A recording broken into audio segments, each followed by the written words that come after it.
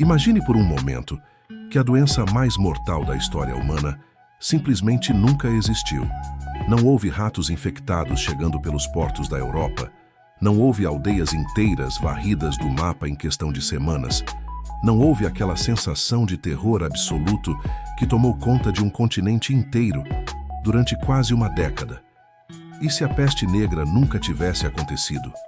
Como seria o mundo hoje?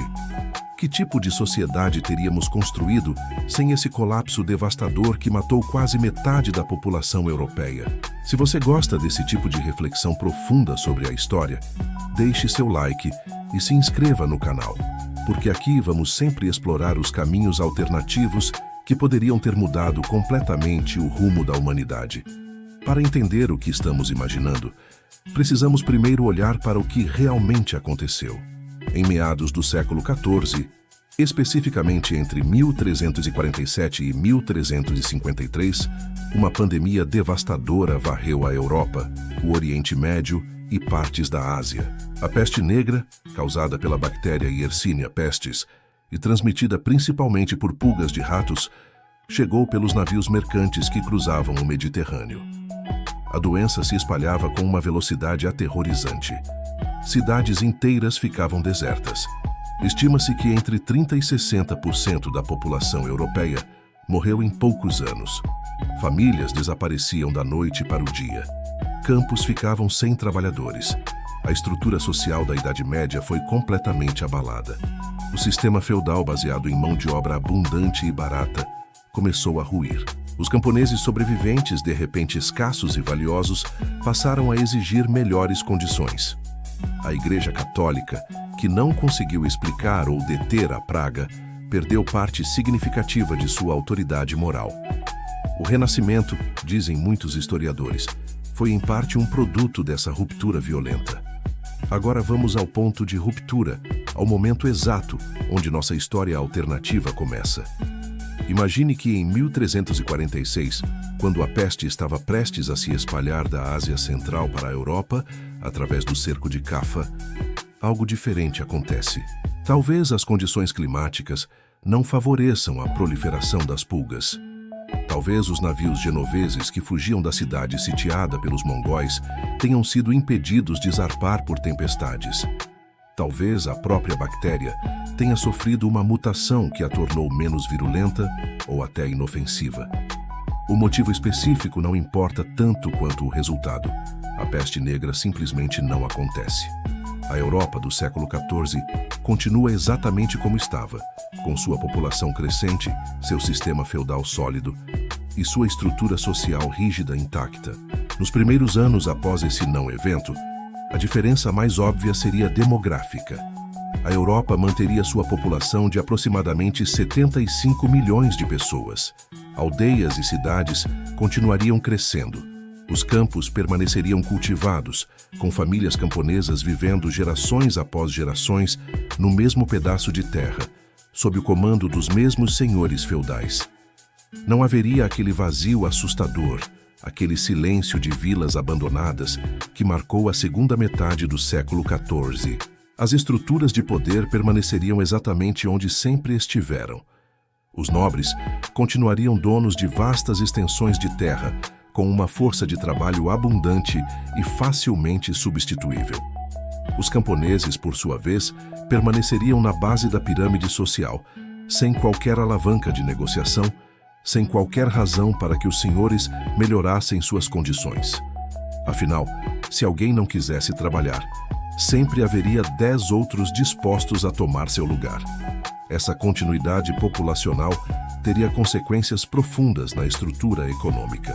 Sem a escassez súbita de trabalhadores, o sistema feudal não seria desafiado. Os salários permaneceriam baixos. As revoltas camponesas que eclodiram por toda a Europa após a peste, como a revolta dos camponeses na Inglaterra em 1381, simplesmente não teriam razão de existir. Os servos continuariam presos à terra, trabalhando em troca de proteção e um pedaço de chão para plantar. A mobilidade social, que começou timidamente a surgir no final do século XIV, justamente porque trabalhadores podiam negociar melhores condições, permaneceria praticamente impossível. Você nasceria camponês e morreria camponês. Seu filho seria camponês. Seu neto também. Mas o impacto vai muito além da economia rural. A Igreja Católica, que saiu fragilizada da peste negra, manteria seu poder absoluto e inquestionável. Durante a pandemia, padres e bispos morreram aos montes, enquanto tentavam administrar os últimos sacramentos aos doentes. Orações não impediram a morte. Procissões religiosas pareciam apenas espalhar mais a doença. Isso criou uma crise de fé profunda. As pessoas começaram a questionar se Deus realmente estava ouvindo, se a Igreja realmente tinha respostas. Sem essa crise, o questionamento religioso que culminaria na Reforma Protestante de Martinho Lutero em 1517 talvez nunca ganhasse força. A autoridade papal permaneceria inabalável por mais décadas, talvez séculos.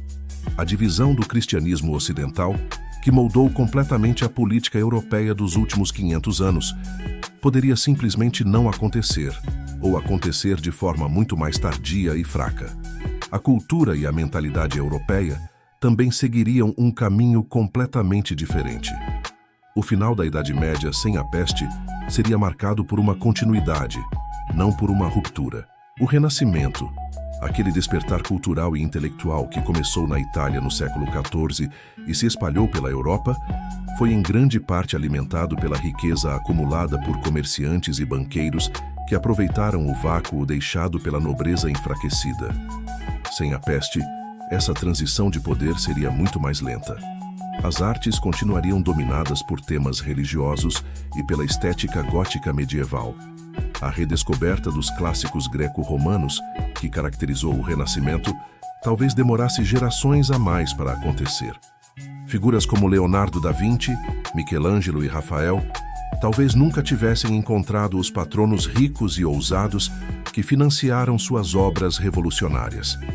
A arte permaneceria funcional, voltada para a glorificação de Deus e dos senhores, não para a exploração do humano, do natural, do belo por si mesmo.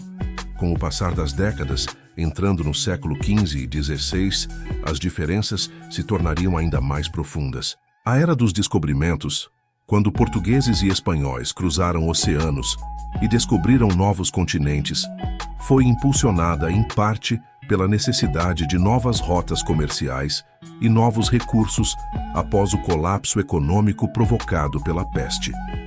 Sem esse colapso, a urgência seria menor. Talvez as grandes navegações acontecessem décadas mais tarde. Talvez a colonização das Américas fosse adiada. E se fosse adiada o suficiente, as civilizações Azteca, Maia e Inca teriam mais tempo para se desenvolver. Talvez até para enfrentar os europeus em condições menos desvantajosas. Ou talvez outras potências, não Portugal e Espanha, liderassem essa expansão. A história das Américas poderia ser radicalmente diferente. A revolução científica dos séculos XVI e XVII também seria impactada. Muitos historiadores argumentam que o questionamento intelectual que floresceu após a peste, a percepção de que o mundo antigo havia sido destruído e que era preciso reconstruir com novas ideias, foi essencial para o surgimento do pensamento científico moderno. Sem essa ruptura, a escolástica medieval, aquela forma de pensar rigidamente baseada em Aristóteles e na teologia cristã, permaneceria dominante por muito mais tempo. Figuras como Copérnico, Galileu e Newton talvez enfrentassem resistências ainda maiores, talvez até insuperáveis. A Revolução Copernicana, que tirou a Terra do centro do universo, poderia ser sufocada antes de começar. O método científico, baseado em observação e experimentação, demoraria a se estabelecer. A humanidade entraria na era moderna, com séculos de atraso tecnológico e intelectual. Economicamente, a ausência da peste manteria a Europa em um estado de estagnação relativa. O capitalismo mercantil, que começou a florescer no final da Idade Média, justamente porque a escassez de mão de obra criou oportunidades para a acumulação de capital e inovação, seria sufocado pelo excesso de trabalhadores baratos. Não haveria incentivo para a mecanização. Não haveria necessidade de aumentar a produtividade. As guildas medievais, aquelas corporações de ofício que controlavam rigidamente a produção, e impediam a inovação permaneceriam poderosas. A Revolução Industrial, que começou na Inglaterra no século XVIII, talvez nunca acontecesse, ou acontecesse séculos mais tarde, porque não haveria as condições econômicas e sociais que a tornaram possível. Sem Revolução Industrial, não haveria urbanização massiva, não haveria classe trabalhadora organizada, não haveria as tensões sociais que levaram às revoluções políticas dos séculos XVIII e XIX. Politicamente, a Europa permaneceria fragmentada em pequenos feudos e reinos, com mudanças lentas e graduais. E os Estados nacionais modernos, com fronteiras definidas e governos centralizados, surgiram em parte como resposta às crises provocadas pela peste e pelas guerras que se seguiram. Sem essa pressão, o poder continuaria disperso entre nobres locais. A noção de cidadania, de direitos individuais, de representação política, demoraria muito mais a surgir. A democracia moderna, que começou a se consolidar após as revoluções americana e francesa, talvez nunca encontrasse terreno fértil. A humanidade permaneceria presa em estruturas hierárquicas rígidas, onde seu nascimento determinava completamente seu destino. Agora, trazendo essa linha temporal alternativa até os dias de hoje, como seria nosso mundo? Provavelmente muito mais desigual, muito mais rígido, muito menos inovador. Talvez ainda vivêssemos em sociedades feudais modernizadas, onde a maioria da população trabalha a terra para uma pequena elite hereditária. A tecnologia estaria séculos atrasada. Talvez ainda não tivéssemos eletricidade amplamente disponível, muito menos internet ou smartphones. As viagens internacionais seriam raras e perigosas. A expectativa de vida seria décadas menor. A educação seria privilégio de pouquíssimos. As mulheres permaneceriam em posições de completa subordinação. A ciência seria vista com desconfiança, como uma ameaça à ordem divina. Os direitos humanos, a liberdade individual, a igualdade perante a lei, conceitos que consideramos fundamentais hoje, talvez nem existissem como ideias coerentes. Viveríamos em um mundo reconhecível como descendente da Idade Média, não como o resultado de 500 anos de transformações radicais. Mas aqui está o ponto mais intrigante dessa reflexão toda. Será que esse atraso seria necessariamente negativo ou apenas diferente? É impossível negar que a peste negra foi uma tragédia humana de proporções inimagináveis. Milhões de pessoas morreram de forma horrível. Famílias inteiras foram destruídas. O sofrimento foi incomensurável. Mas esse sofrimento, paradoxalmente, abriu caminho para transformações que consideramos progressos. A morte de metade da população criou oportunidades para a outra metade. A crise de fé levou ao questionamento. O colapso das estruturas antigas permitiu a construção de estruturas novas. Sem a peste, talvez tivéssemos evitado séculos de guerras religiosas, de colonização brutal, de exploração capitalista desenfreada. Talvez tivéssemos construído uma civilização mais estável, mais harmoniosa, mais conectada com a natureza e com o ritmo lento da vida pré-moderna. Ou talvez estivéssemos apenas presos em uma estagnação eterna, sem a faísca que acendeu a chama da modernidade. Você acha que a humanidade estaria melhor sem a peste negra, mesmo sabendo que isso significaria um mundo radicalmente mais atrasado e desigual? Ou será que aquele horror terrível foi, de alguma forma perversa, um catalisador necessário para tudo que conquistamos?